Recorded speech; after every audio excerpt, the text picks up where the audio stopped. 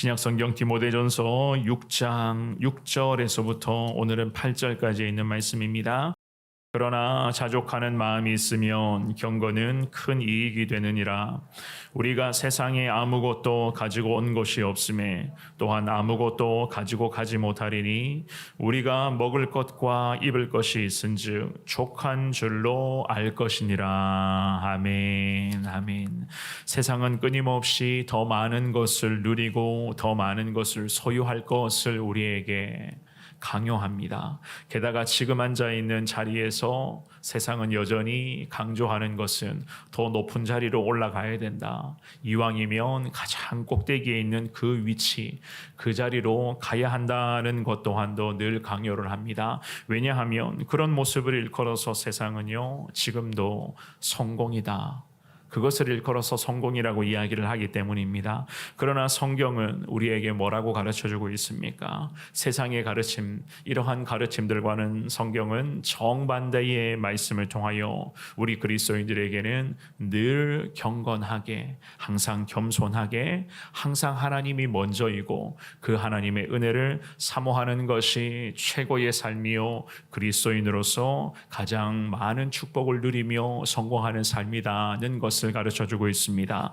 오늘 우리가 볼 수 있는 이 살펴볼 말씀에서 바울 사도는 디모데에게 참된 신앙인이라면 자족과 경건을 동시에 겸비해야 될 것이고, 게다가 우리의 인생이 단순히 세상과 특별히 물질에 관한 열망으로 채워지는 것이 아니라 그야말로 우리 믿음의 사람들의 인생은 하나님의 은혜로 계속 채워가야 한다는 것을 말씀을 합니다. 이 살펴보게 될 귀한 말씀을 잘 보시면서 참 시대가 어지럽고 우리의 삶이 여전히 분주하지만 그럼에도 하나님께서 기뻐하시는 그 뜻을 오늘도 말씀을 통해서 잘 깨달으심으로 말미암아 바울처럼, 그리고 믿음의 사람 디모데처럼 주어진 그 삶의 자리에서 항상 하나님의 은혜 가운데 순종하시며 늘 하나님을 기쁘시게, 세상을 기쁘게, 사람을 기쁘게 하는 것이 아니라 항상 하나님을 기쁘시게 하는 여러분들의 복된 삶이 될 수 있기를 우리 주님의 이름으로 축원합니다.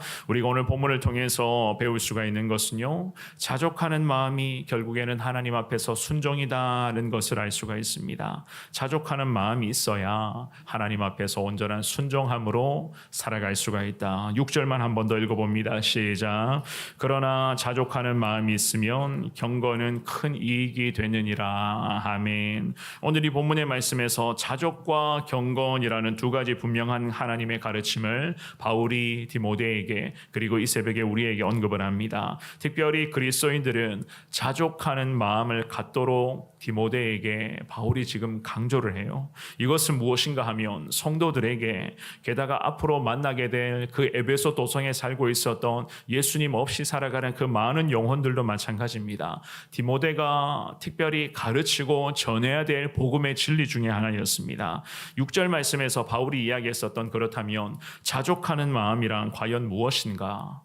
마땅히 생각할 그 이상의 생각을 품지 않는 그 마음을 의미를 하는 겁니다. 마땅히 생각할 그 이상의 생각을 품지 않는 그러한 마음들, 특별히 하나님 한 분만으로 만족하려는 그 영혼의 만족감을 이야기를 하는 거예요. 하나님으로부터 나는 하나님으로만 만족합니다. 하나님으로만 채워가기를 원합니다. 하나님 앞에서의 그러한 자족하는 그런 마음이 바로 하나님이라는 겁니다. 하나님 중심의 삶이라는 거예요. 이러한 자족하는 마음으로, 즉 하나님 한 분으로만 만족하는 그 마음으로 살아간다면 우리 인생의 현장에서는 하나님의 은혜가 넘쳐나게 될 것이고, 모든 일들에 대해서 하나님의 은혜가 계속 채워지게 될 것이고, 항상 선한 일들, 즉 하나님께서 기뻐하시는 그러한 모습으로 우리가 살아갈 수가 있다는 겁니다. 그래서 우리의 삶이 경건한 삶으로 변화되고 바뀌어 나가는 것이고, 특별히 우리가 경건하게 살아가기를 몸부림을 칠 때에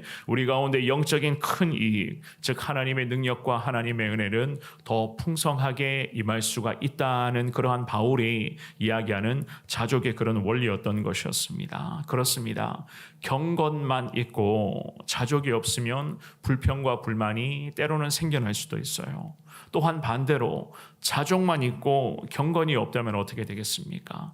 그 자기만족으로 이어지기 때문에 그것이 하나님 보시기에는 결국 교만함의 죄로 이어질 수밖에 없다는 겁니다. 그래서 이 두 가지가 함께 할 때에 바울이 이야기했었던 것처럼 우리의 신앙의 그런 경건함의 은혜는 더 큰 유익으로 임하게 되는 거예요. 자족하는 마음과 경건하는 그러한 자세가 우리의 삶에 일치될 때에 우리가 살아계신 그 하나님의 은혜로서 나아갈 수가 있는 것이다. 그래서 7절은 말씀을 합니다. 7절 말씀 읽어봅니다. 시작.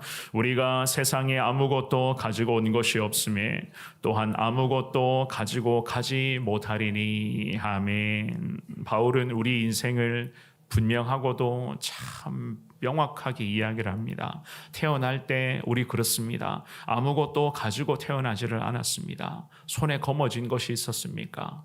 그냥 하나님의 은혜 가운데 우리가 태어났어요. 물론 이 땅과 작별을 할 때, 죽음의 순간을 마주할 때도 마찬가지입니다. 성경은 분명히 말씀을 해요. 아무것도 가지고 가지 못한다. 우리의 인생은 이렇게도 연약한 인생입니다. 그저 이 땅에 사는 동안 우리는 하나님께서 맡겨주신 것을 잠시 사용하고 있을 뿐이지, 하나님 우리에게 필요한 것을 공급해 주시면 하나님 고맙습니다. 주님 감사합니다. 우리는 항상 이러한 마음가짐으로 살아가는 인생이지, 내 것입니다, 이건 내 거잖아요 라고 주장해서도 안 되는 것이고, 그런데다가 세상의 그런 여러 방법들, 때로는 부정한 방법들까지 동원하여서 더 많은 것들을 내가 손에 거머쥐고 그것들을 소유하면서 탐욕을 부린다. 그것을 일컬어서 성공적인 인생이라고 이야기를 한다. 하나님 분명히 말씀하십니다. 아무것도 가지고 오지 않았는데, 또한 아무것도 가지고 가지도 못할 것인데, 하나님 이 새벽에 우리에게 분명히 가르쳐주고 계시는 것 아니겠습니까?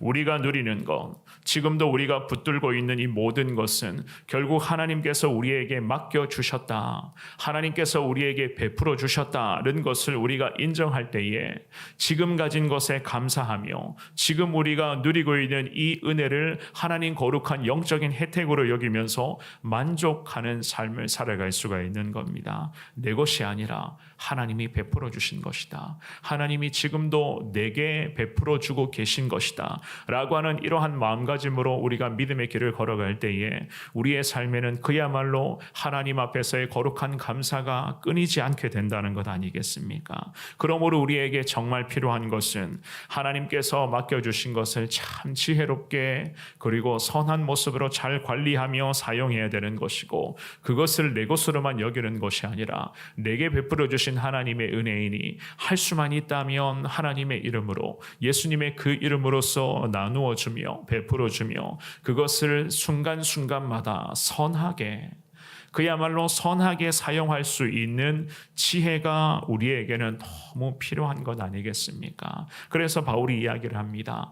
경건함과 자족함은 같이 가야 된다는 겁니다. 하나님 한 분만으로 나는 만족합니다 라고 하는 이 자족의 마음 가지고 늘 주님 앞에서 거룩하고 경건하고 하나님 앞에서 신실하게 살아갈 때에 우리는 이런 마음을 가지고 있습니다. 이 땅에 태어나면서 가지고 온 것이 아무것도 없습니다. 하나님, 지금도 하나님 내게 베풀어 주시는 그 은혜로 나는 살아가겠습니다. 하나님 천국에 부르신다면 하나님 앞에 모든 것을 다 내려놓고 하나님 기쁨으로써 주님 품에 기를 원합니다. 우리가 이러한 믿음의 자세로 살아갈 때에 하나님의 영광이 우리의 삶에 계속해서 임하게 될 수 있는 것 아니겠습니까?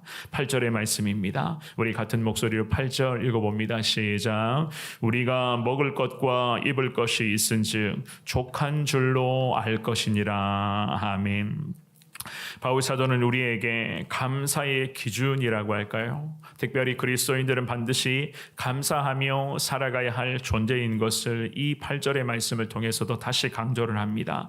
만족함이라고 하는 것은 그 소유함의 크기에서 오는 것이 아니죠, 그죠?